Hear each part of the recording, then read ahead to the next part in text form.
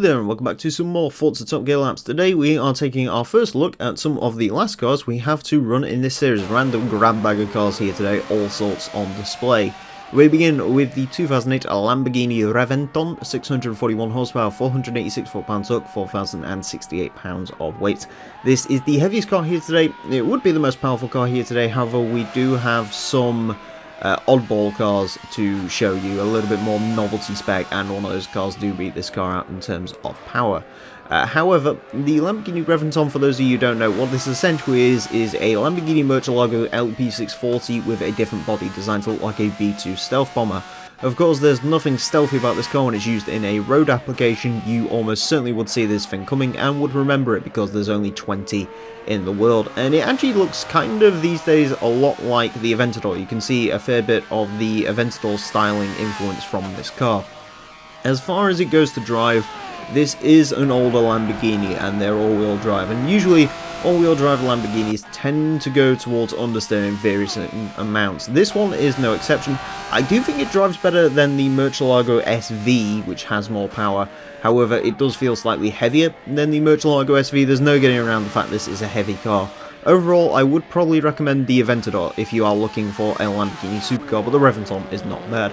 Next up, the 1986 Alfa Romeo Spider Quadrifoglio Verde, 115 horsepower, 119 foot-pound torque, 2,549 pounds of weight.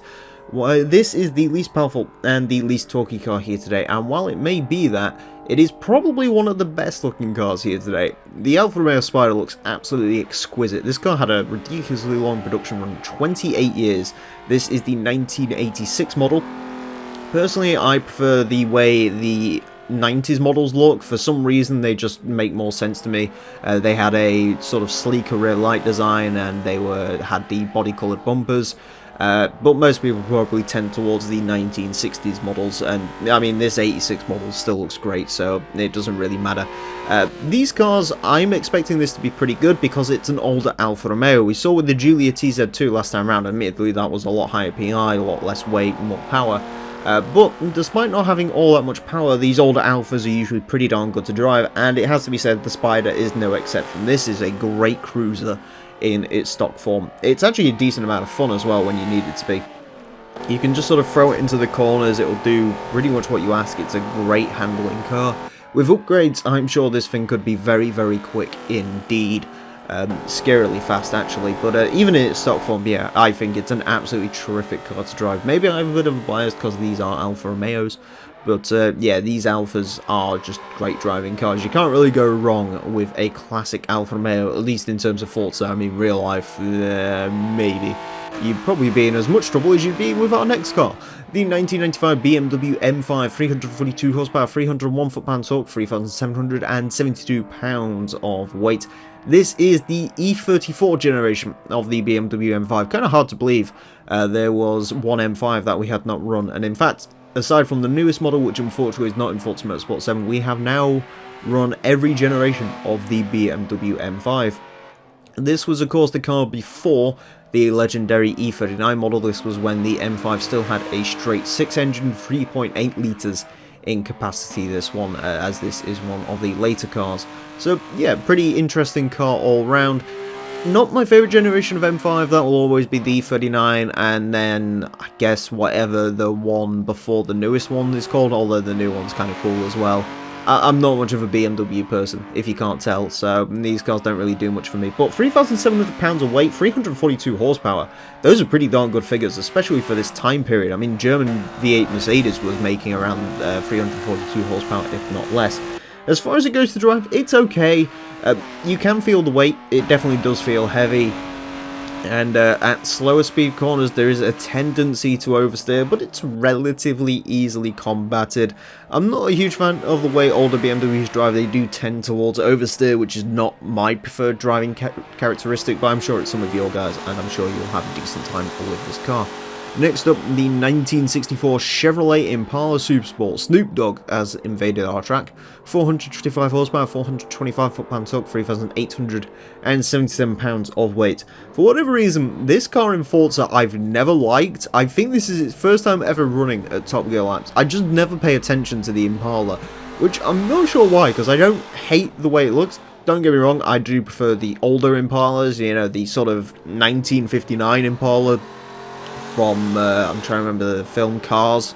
I can't remember the name of the character, but I like those with the fins and stuff like that. This, a little bit more boxy, a lot more West Coast. This is, of course, a car ingrained in a rap culture, cruising down the street in my 6.4 and all the rest of it.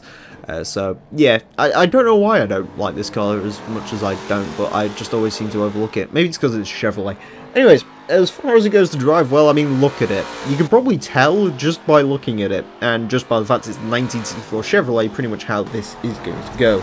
It is a quick boat. I mean, I'll give it that. It is not slow. It likes to slide around. Of course, you can see the lean and the suspension is all a bit crazy.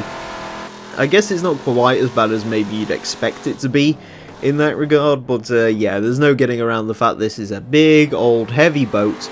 But again, reasonable amount of speed. 425 horsepower is certainly nothing to shake a stick at. So yeah, pretty darn good. From one Chevrolet to another, the 1955 Chevrolet 150 utility sedan. 180 horsepower, 260 foot-pounds torque, 3,309 pounds of weight. So essentially, this model Chevrolet's years are just really strange. That made sense. That made almost as much sense as what I was supposed to say. This model of Chevrolet, back when Chevrolet was sort of building cars like this and the 57 Bel Air and stuff like that, they're very weird. Essentially, they're all the same car, they're just different trim levels, but they're called different cars, technically. It's really odd. So this is the 150 utility sedan with some luxury trim. This would also be known as a Bel Air, but I believe this is the Workers' Man 150, but it's got the biggest engine in it, the 180 horsepower V8 engine. I think that would have been the biggest engine at the time, I'm not 100% sure. But yeah, I remember when I was looking this up for the research for the Rivals episode with the Bel Air, these cars are just really weird, but I mean, the 150 looks cool. It comes in a load of great colours. I love this blue. And yeah, I have a soft spot for this sort of model of Chevrolet. Like I said, with the 59 Impala, the 57 Bel Air, which I think is a fantastic looking vehicle. This not quite as good looking, but it does have a similar vibe. Kind of looks like a Checker Marathon cab, which they may have even been slightly based off this. Anyways, regardless of that, how does it drive? It's a slow boat. Essentially, the Impala is a quick boat, this is a slow boat. The engine, yeah, it's not quick. The differential in this is also quite bad. You'll see one tyre fire coming from it. You can't say you'd expect much different from it. I'm sure with upgrades you can turn this thing into a monster though. Next up, oh boy, the 1959 Plymouth Atomic Punk Bubble Top. 450 horsepower, 501 foot-pounds torque, 2,700 pounds of weight. I have no idea what this thing is.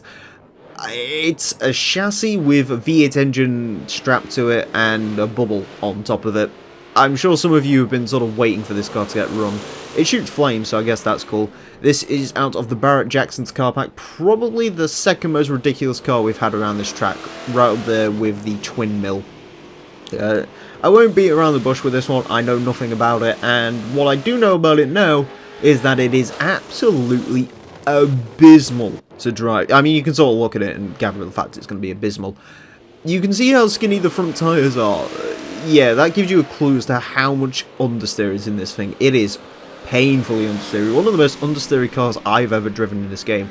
Strangely, rear traction's actually not that bad. 450 horsepower, the rear tyres do put up with it quite well. However, there's other issues. Visibility, no. The engine gets in the way, a lot like with the twin mill, maybe to a worse extent than the twin mill. You can't see right. Essentially, you sort of have to look straight ahead. And also, it's got a 3-speed gearbox, which I guess is the reason the rear wheels can keep as much traction as they can. Absolutely abysmal car to drive, no doubt about it.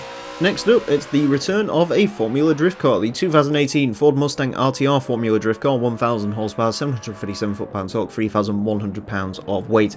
This is the most powerful car here today and the torquiest car here today. Of course, we've had Formula Drift cars before. Technically, they're not road legal, however, they don't run on race tyres, and they're not going to upset the leaderboard all that much, so I let them run. I will point out quickly with the 2018 Ford Mustang RTR, I'm running this as a singular car. There's two of these. On the face of it, they look like they've got different liveries, however, bodywork-wise, they are slightly different. This one's got front canards, the other one doesn't. It has slightly different wheels, however, all the statistics are the same, and everything I can find online indicates these cars are the same. So if they drive slightly differently, I do apologise, however, I'm just running these as one, because that makes sense to me, and I believe they are the same car. As far as it goes to drive, well, it's a Formula Drift car, you figure it out. There's a lot of power, trying to get it through the rear wheels is interesting, but it's certainly doable, and once it does, this thing will just rock it off. Of course, once you get to a corner, snap, oversteer, abound, keep your wits about you on the throttle, but if you can keep these cars in check, they are very, very quick. It has to be said. Of course, these things have upset our leaderboard before, and it'll be interesting to see if the RTR can as well. Next up, the 1960 Porsche 718 RS60, the 160 horsepower, 120 foot-pound torque, 1,280 pounds of weight. Interestingly, it is one torque off of the Alfa Romeo 4-litre torquey car here today, so that's a pretty interesting thing. The 718 RS60, we've actually had this go around before in Season 3, and I liked it a lot. These older race cars, as we've detailed before, with like the Giulia TZ2, which we mentioned earlier, are usually cracking cars to drive, and I don't suspect this is going to be different in any way. I quite like the 718 RS60. From the front, it looks absolutely gorgeous. From the rear, it looks kind of awful. It has the weird BMW kidney grille thing going on, but regardless, it should be a great car to drive. And you can see the pace it has going around the track, even if it is quite small, making it look like it has more pace than it does. Yeah, a really solid car to drive. Admittedly, rear-engine rear-wheel drive does induce more oversteer than I would personally like. It's slidier than I'd like, but you still have great confidence in it. It's a car you can really chuck around. It's one of those cars where you just feel like you improve lap after lap, because you can just have a ridiculous amount of confidence in this car, and it will do what you ask of it. And an incredibly nice car to drive, and I can't really recommend it enough. Yeah, these classic race cars are always good. And finally today, the 2012 Porsche 911 GT3 RS 4-litre, 493 horsepower, 339 foot-pound torque, 2,998 pounds of weight. Yet another 911. This is our third GT3 RS, I believe. So that's pretty interesting. This is, of course, the 4-litre, which was the super final version of the 997 with a slightly enlarged engine for 493 horsepower, which made it the most powerful GT3 RS at the time. Although that has since been beaten by the newer models. Yeah, I mean, I kind of like it. I would have preferred to have the original 997 GT3 RS, because that came in green. But regardless, this car's pretty cool, and it's always been a pretty handy handler when it comes to Forza. As far as it goes to drive, it's 911-ish. Certainly modern 911-ish. It's not quite as good as I'd personally like. The front end does lift on this thing quite considerably through certain corners. That could just be top gear, but especially coming through the follow through here, yeah, the front end lift, you can see it's pretty abysmal. But other than that, you get pretty decent traction. It can go sideways. You do need to keep your wits about you. This is not an easy car to drive particularly, but it's certainly not a bad car to drive, and of course, being a GT3 RS, it can be monstrously quick should you get it all in check. On to the times then, and the quickest car today was the Ford Mustang RTR Formula Drift car, going to 45th place with a 1:14.111. I told you those cars can be really quick when you get things in check. It's quicker than an Enzo, Huracan, GT3 RS from 2016 and Maserati MC12, a pretty darn good time considering. Moving down the board slightly, in 76th place we find the Porsche 911 GT3 RS 4-litre with 1:15.926, goes in between a Lamborghini Gallardo Superleggera and a Doncavort D8 GTO, quicker than a 430 Scuderia, quicker than a Vantage GT12, which I do actually rate as one of its closest rivals, so a pretty darn good time from the GT3 RS.